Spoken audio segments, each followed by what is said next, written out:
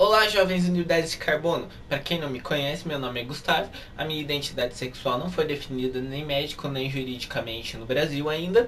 E para quem não sabe, eu curso filosofia e licenciatura. O que quer dizer que eu vou ser professor de filosofia. E algumas pessoas não me imaginam dando aula. Então, eu vou gravar esse vídeo de uma maneira bastante didática e descontraída, mas bastante polida, sem falar nenhum palavrão. Ei, caralho. Bom, esse vídeo vai além de... É diferente do primeiro. Ele vai além de tratar sobre mitos nos quais estão emergidos a subcultura. E sim vai falar... E sim eu vou fazer uma análise sociológica e filosófica exterior à subcultura. Não de dentro pra fora. Dá pra entender? De fora pra dentro. Tanto faz. Bom, o que eu vou fazer, enfim, é uma coisa assim, pra nenhum imbecil vir me encher o saco, tá? É uma coisa que você tem que ter um QI acima de 30 pra entender. Se você não tem, você não veja. Se você vem e não entender, não vem falar abobrinha, tá? Porque eu não vou te responder. Mas também não é uma coisa pra gênio. Espero que seja uma análise suficiente pra inteligência de quem não se contenta com a própria imbecilidade, como eu. Mas também não é um gênio como Mozart ou Einstein, e ainda assim pode compreender os grandes gênios. Eu tenho que introduzir vocês a um ponto de vista que eu acho bastante acertado, e eu disse um ponto de vista. Existem vários e eu uso o desse carequinha tão simpático que escreveu de 50 a 80, que é Michel Foucault, que diz que a sociedade é composta de inúmeros pontos de exercício do poder. Por isso ele tem esse livro chamado A Microfísica do Poder. O que quer dizer que poder não se detém, poder se exerce. Isso quer dizer que o governo não tem o total poder sobre nós, como vivem dizendo para nós. Isso não quer dizer que o governo seja o centro do poder e que esse poder ilumine de cima para baixo todos os outros coitados que estão lá embaixo, sendo oprimidos por ele. Isso quer dizer que ele é uma rede das quais nós estamos inseridos, e existem mecanismos, existem instituições que exercem eles sobre nós e nós mesmos ajudamos eles a serem exercidos na sociedade. O exercício do poder vai além do próprio governo. Vejam que nós temos várias instituições e indivíduos que atravancam a nossa vida. Então o exercício do poder, ele é dado de uma forma que a gente acaba não percebendo, que parece que está ajudando a gente. E tá, realmente. Por exemplo, o biopoder e a educação. A escola, ela educa a gente e coloca certos conteúdos na gente, e isso é bastante discutível o modo como deveria ser colocado, mas por todo o regramento da escola, todo o enfileiramento de cadeiras, os corredores, a visão do professor, a visão dos alunos tem do professor, que o professor tem de todos os alunos e que os inspetores têm dos alunos, tudo isso nos torna corpos dóceis, nos torna automaticamente pessoas adestradas. E obviamente nós não vamos perceber que isso tá ali enraizado. Os médicos dizem o que a gente pode comer, como a gente deve se portar, que a gente deve praticar exercícios, que a gente deve sentar de tal jeito para não, por causa da coluna, que a nossa sexualidade define a nossa sexualidade, o que fazer com o nosso sexo. Quando nós temos um problema, nós apelamos para toda essa polícia do sexo, esses sexólogos, psicólogos, enfim. Toda essa biopolítica vai nos medindo, nos regrando, nos tornando pontos numa curva, nos tornando dados numa estatística, e assim a população pode ser medida, porque a população antes não tinha controle, o povo era realmente massa. Hoje não, hoje a gente tem uma individualização. Se eu cometer um crime, tem muitas coisas para me acusar, tem digital, tem fio de cabelo, DNA, sangue. Então, hoje nós somos totalmente controlados, principalmente pelo biopoder, muito mais do que nós pensamos, de um facho de luz que vem de cima para baixo. Nós mesmos, quando estamos trabalhando, estamos exercendo o poder. Eu, por exemplo, trabalho em uma prefeitura com um cadastro municipal de imóveis. Às vezes eu tenho que cobrar impostos das pessoas. Isso me faz uma pessoa poderosa? Então, não quer dizer que as pessoas que exercem o poder são como Nosferatus, que andam por aí esfregando as mãos pelo castelo e fazendo uma cara assim e dando risadas nefastas.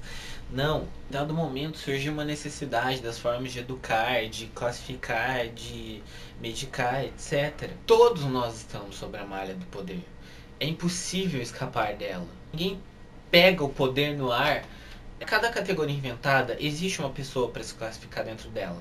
Ou seja, existe um padrão e existem pessoas que vão desviando do padrão, da normalidade. Existem também os loucos, existem os psicopatas, criminosos, marginais de todos os tipos. E essa forma de conhecimento que vai moldando as pessoas para torná-las o que eles dizem que elas são, vai fazendo com que elas acreditem, elas vão se encaixando nessas categorias que criam para elas serem. Então, basicamente, existem jeitos, existem espaços para você, espaços de liberdade, eu digo, para você ocupar dentro da rede e não sair dela, porque até toda forma de resistência ainda está dentro da rede e mesmo assim não é encabeçada, centralizada. Dizer não quero ser governado de forma alguma é uma ilusão da nossa cabecinha. O certo é dizer não quero ser governado por tal motivo, não quero ser governado por esse modo, para me encaixar nisso. Os movimentos revolucionários, eles têm toda uma diferença um do outro. Não existe o centro da rebeldia, não existe a cabeça da rebeldia, mas sim um monte de pontos em que elas se cruzam também como uma teia. Os anarquistas, por exemplo, não querem o mesmo que os comunistas. A única coisa que eles têm em comum é pensar uma liberdade, mas cada um pensa um jeito de adquirir essa liberdade de uma forma, e vai acabando que a liberdade no final nem todos vão querer do mesmo jeito. Por exemplo, alguns acreditam que se não tivesse Estado e só mercado, nós seríamos mais livres. Existem anarquistas capitalistas. Voltando onde eu quero chegar, ser rebelde sem causa, como se diz, é ser rebelde só por ser rebelde. E agora, finalmente, a gente pode entrar nas tribos urbanas. É esse o principal motivo das pessoas se unirem. Uma busca sentimental, uma busca de identidade e uma forma de liberdade, de mostrar que você não quer ser como o resto da sociedade. Só que, como eu vou me opor a uma coisa que eu não sei bem o que é? O sistema, a sociedade, o preconceito das pessoas. Por isso que você se veste diferente, tem ideias e ouve músicas super diferentonas. E se te perguntam por que você não sabe, você diz que é porque acha bonito e é seu estilo. Você é tão esperto, você é tão moderno, você está tão certo e você nunca vai errar, mas no final você é igual aos seus pais, como já diria muito bem o Renato Russo. Então você vai e acha que você é o diferentão. A sociedade está sendo chocada pelo diferentão. E até perto de todos os diferentes, você é incrivelmente único. Essa coisa de fascismo estético, essa concorrência me enoja. Se você quer ser tratado como atração de circo, as pessoas vão te tratar como atração de circo. A grande mídia, por exemplo, vai mostrar gótico sempre como jovem inconsequente e não como uma força de caráter. E nós vamos lutar para ser um estilo que precisa ser respeitado. Quando não tem lógica nenhuma que um cara vá de chapéu e bota num lugar fechado, que ele não vai tomar sol, que ele não vai montar um cavalo. Por que que o cara pode ir vestido de peão dentro de um programa de auditório? Isso está tudo bem, mas se eu for vestido desse jeito, eu sou uma atração circense. Essa luta por ser diferente e querer ser respeitado é uma coisa ridícula. Então, afinal, você quer ser tratado igual por ser diferente? A nossa luta, a da subcultura gótica, é realmente muito mais estética e sem discurso do que a dos punks e dos skinheads, por exemplo, que tem uma visão política. Nós não temos, nós temos uma liberdade de visão política. Esses outros têm um ideário político definido, nós não. Nós temos uma união incrível de simbologia crítica, que eu vou mostrar pra vocês. Nós não temos um objetivo assim, nós não somos anarquistas ou neoliberalistas ou liberalistas clássicos ou defensores da monarquia, mesmo que eu esteja vestindo essas roupas que remetem a um passado distante. Nós não somos ativistas, nós não levantamos bandeiras políticas contra partidos, a favor dos gays, a favor dos movimentos feministas. Nós fazemos tudo isso de uma forma automática e muito mais bonita e ampla, como eu vou mostrar pra vocês. Dentro das outras subculturas, existem grupos subdivididos por ideário político, ideário ativista. Nós temos subgrupos divididos apenas pelo estilo, ou seja, que gostam mais de medieval ou mais de coisas cyber, futurísticas. Enfim, eu já disse isso. Isso já está muito óbvio para qualquer um que conheça a subcultura gótica. Vamos analisar uma das principais figuras que habitam esse imaginário do gótico, que é o vampiro. Desde o Drácula do Bram Stoker ou do Lestat da Anne Rice, vivem para sempre, alcançaram o grande ideal humano, mas são angustiadas. Vem o tempo passar, elas são uma figura que invocam a morte, que nós gostamos de esconder, e principalmente eles se alimentam do sangue dos outros. E o Drácula é um aristocrata, ele é um conde, lembram? São uma imagem dos mais fortes que se alimentam do sangue dos mais fracos na sociedade, dos que detêm mais poder e sugam os mais fracos, em gratidão a um ser que lhes deu a vida, cuida deles a vida inteira, sempre teve um papel histórico de cuidar do lar, das crianças, do marido, de ser servil, e como que nós agradecemos a figura da mulher, sugando cada gota de sangue dela, sugando tudo que ela tem para oferecer. É isso que o vampiro faz. Só que tanto o Drácula quanto o Lestat também se alimentam de homens. Para não falar que eles se alimentam de qualquer coisa, qualquer bicho, todas as suas vítimas, elas são seduzidas eroticamente. Ou seja, estamos falando de uma criatura sem sexualidade definida. Se nós temos a sua condição de quando vivo homem, um morto-vivo que está no corpo de um homem, eles podem ser homossexuais.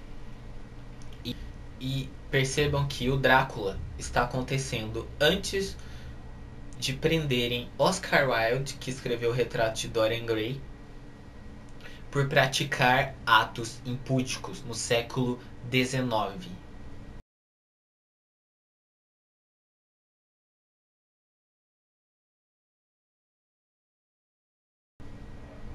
Isso é uma das coisas que Foucault fala, que Foucault chama de sexo verdadeiro. Nós nos preocupamos com isso. Foucault narra o caso de uma hermafrodita que viveu até um certo ponto da vida dela com o nome de Herculine Barban, até que ela se confessou para o bispo de La Rochelle, e então começaram investigações sobre o sexo dela e descobriram que ela tinha um micropênis, e isso fez com que a justiça decidisse que agora ela seria homem e se chamaria Abel Barban. Os vampiros não têm nada a perder. Os vampiros são esses monstros, como foi essa hermafrodita, que foi regrada, mas os vampiros eles estão muito além disso. Caso vocês não tenham percebido, a imagem do vampiro é a de um ser sem um sexo verdadeiro. A imagem do vampiro já é uma crítica ao sistema capitalista, ao machismo predominante e à discriminação sexual que se dá não pelo fato somente de que as pessoas discriminam os diferentes, mas que os diferentes gostam de se colocar no papel de diferentes, criaram a homossexualidade e existiram seres para se encaixar dentro delas. E hoje nós temos toda essa movimentação para que as pessoas reforcem essa identidade. E por isso eu acho meio ilógico ser a favor do movimento homossexual. Eu odeio a ideia do assumir-se. Nenhum heterossexual tem que chegar pra família e contar o que ele é. Nós não temos a percepção da liberdade de uso do prazer, dos sentimentos. Então a gente já tá falando de uma coisa sem definição e que ainda por cima adora a figura feminina. Por isso a androginia. Que pra quem não sabe,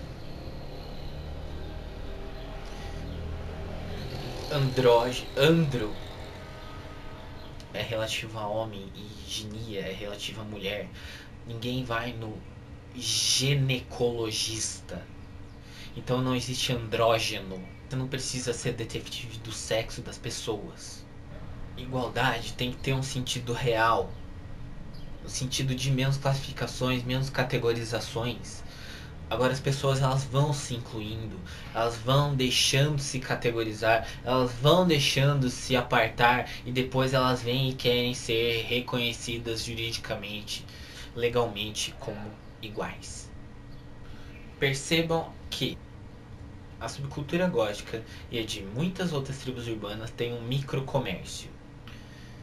Ou seja, nós produzimos e nós consumimos, mas nós não usamos e tampouco vamos contra todo o sistema de uma forma explícita. Porque nós usamos a moeda corrente, nós usamos as instituições financeiras, nós usamos os bancos, nós usamos os produtos, tudo bem. Mas há uma produção diferente da produção de massa, da produção de indústria, para estandartizado, um estilo massificado, onde você tem que produzir pouca variedade para muita gente, porque essas pessoas estão unidas em alguns grandes grupos, então você tem que agradar muito pouca gente, você tem que produzir muito pouca variedade. O trabalho dessa produção mecaniza as pessoas. Nós somos obrigados a trabalhar e essa é a eterna angústia. Essa é a nossa eterna angústia de sermos obrigados a trabalhar em coisas que não gostamos. O dia inteiro perder tempo num escritório ou numa fábrica e nos tornarmos seres humanos mecanizados. Não importa a coisa mais linda que o ser humano produza. Para ele aquilo tem valor de mercado, aquilo é apenas um produto. Não importa a joia mais linda que o ser humano produza, aquilo é só uma mercadoria. Para ele não tem valor algum esteticamente quando ele está produzindo, e sim valor de mercado. O microcomércio que está presente nas subculturas, ele tem valor estético. Ou seja, nós trabalhamos mais humanamente. Por essa produção, pela produção de uma coisa que me agrada e que vai agradar algumas outras pessoas, nós temos um valor humano nisso. E isso que eu tô falando é Marx. A mídia ou a arte é a mesma coisa.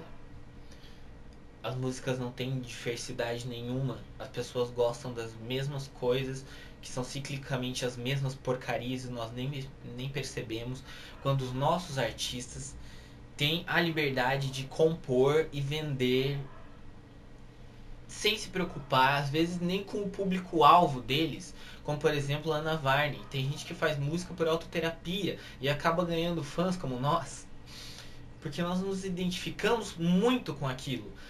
Então, esse artista ele tem a liberdade de produzir sem estar ligado a uma grande indústria que exige que ele faça o que é preciso fazer e não o que ele quer fazer. E para divulgar tudo isso, ainda existe uma micromídia. Existem uns malucos que ficam fazendo vídeo que nem eu, que tem as rádios alternativas, que escrevem em blogs, que publicam artigos que falam a verdade sobre a nossa subcultura. Buscar em fontes, qualquer fonte equivocada, você vai achar sempre uma mistureira e vai ter sempre gente que acaba acreditando naquilo. E daí vira essa baderna que o capitalismo pode absorver. Que tudo foi absorvido. O capitalismo não precisa lutar contra as pessoas diferentes desse modo. Os hippies, os punks, góticos, todos os estilos foram absorvidos. Alguns deles até decaíram e outros lutam por esses meios para manter a verdade concreta sobre como ele é durante todos esses 30 anos, sem ainda ter se estatizado, se cristalizado. Só porque o gótico surgiu nos anos 80, isso não quer dizer que hoje seja tudo a mesma coisa, que nós não aceitemos a mudança e diferenças, e que nós saibamos tudo sobre. Uma pessoa que tenha vivido a vida inteira, ela não vai saber tudo sobre tudo. Então, muito menos, ela vai saber tudo sobre gótico, por exemplo. Mas algumas pessoas, elas querem ser detentoras da verdade. É um conselho que Foucault nos dá: não se apaixonem pelo poder. Não queiram ser detentores da verdade com letra maiúscula. Não queiram ser os especialistas que dizem você tá certo, você tá errado. O que a gente quer é só manter um nível onde a gente não seja absorvido.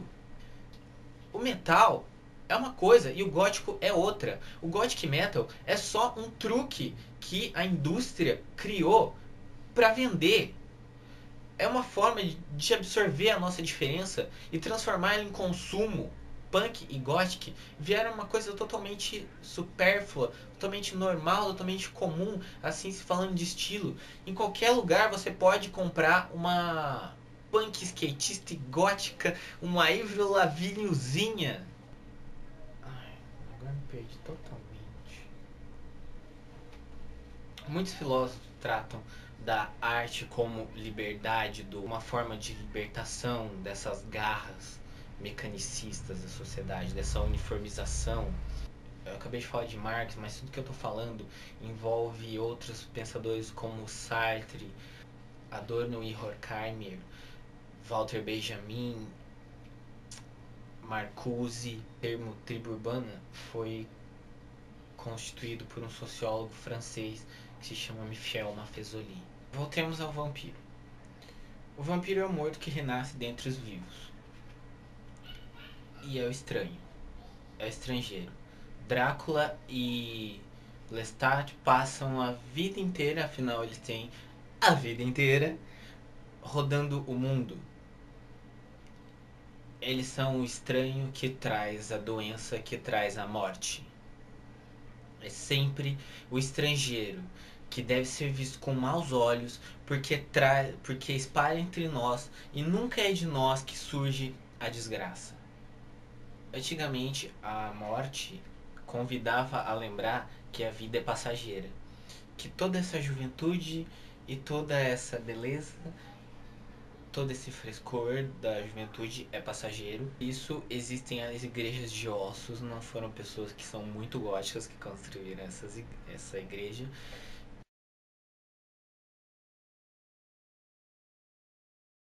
E temos um movimento artístico Vanitas que tem sempre caveiras dançando ou uma natureza morta. Para quem não sabe, uma natureza morta,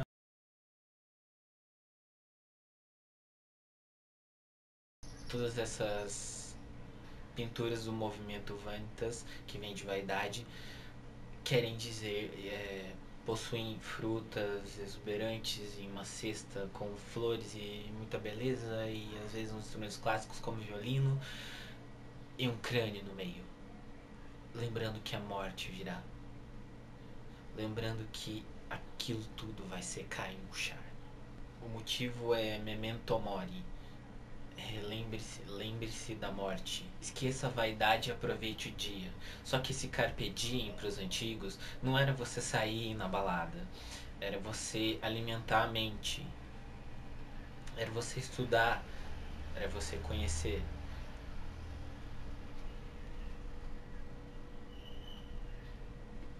Instruir o seu espírito para outra vida. Os mortos dizem: nossos ossos esperam pelos vossos. Essa beleza, essa juventude, essa vividez, tudo é passageiro. Os ossos dizem: sois o que fomos, serás como somos. Além da subcultura ter muitos traços de outros movimentos artísticos além do romantismo, com a literatura gótica, como o teatro vaudeville, a cultura cabaré, o cinema expressionista alemão, qual aliás foi o primeiro a dar vida ao vampiro na figura do Nosferatu. O movimento beatnik, que assim como o hip foi absorvido pelo capitalismo, porque tudo que é marginal, como eu já disse, o capitalismo pode absorver e não precisa lutar contra. Nós resistimos para ser o que somos. Quantas Emilis não estão à venda, como gótica de boutique? Nós lutamos para manter o conhecimento que não é estático, de uma tribo que se consolidou em mais de 30 anos, mas mesmo assim não quer dizer que ela não se atualize. A sua junção com o metal, por exemplo, é uma falsa atualização. É um jogo de mercado. Por fim, Foucault, que utiliza o termo estética como estética existencial, estética arte de viver, não arte de vestir-se bem, de produzir coisas belas, mas uma coisa ética de produzir como nós não somos, como tudo bem, nós fomos moldados assim, mas nós não somos corpos inertes, nós podemos transformar as coisas, nós podemos transformar nossa vida de arte como o artista faz com uma tela branca com um bloco de mármore. Relembrando, não caiam de amores pelo poder, não caiam nessas verdades constituídas, não caiam no que dizem sobre nós, não deixem dizer sobre vocês como dizem sobre os loucos, como dizem sobre os prisioneiros, como dizem sobre as crianças. Todos têm vozes, nós temos vozes, nós podemos muito bem falar por nós mesmos, do modo que eu já disse. Não se deixe pegar por essa de querer se encaixar no que falam sobre você, de ser o anormal, de querer ser o anormal, de querer ser o diferentão. As garras dessa polícia da identidade. Não queiram ser atração de circo. Somos todos indivíduos únicos e cada ser humano é um diferente do outro. Nós não precisamos nos esforçar para isso. E é essa partilha de sentimento de não querer ser moldado assim é que nos une nos grupos mais diversos, como as tribos urbanas, que permitem esse espaço de liberdade. Parece um espaço pequeno, você quer que a sociedade inteira seja liberta, mas o exemplo perfeito de que tamanho não é sinônimo de qualidade, quanto mais o celular foi se reduzindo, mais versátil ele ficou. Então, redução de espaço pode significar uma versatilidade maior para você escapar dessa rede.